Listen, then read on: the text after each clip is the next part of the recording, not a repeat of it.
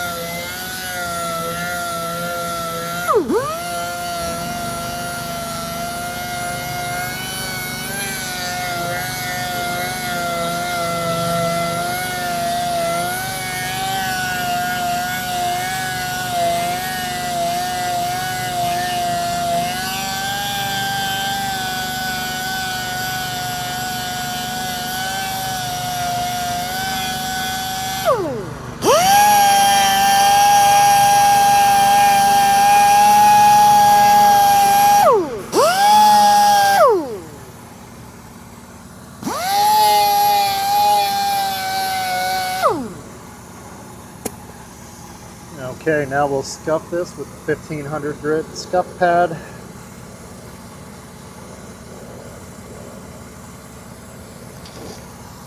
And again, on this one, we're using the medium silver due to the amount of flake on the inset on this. Usually I use the fine silver, but because of the amount of flake on the inset, we do need to use the one with a little more, the paint with a little more flake in it. It'll still match the machine face pretty well.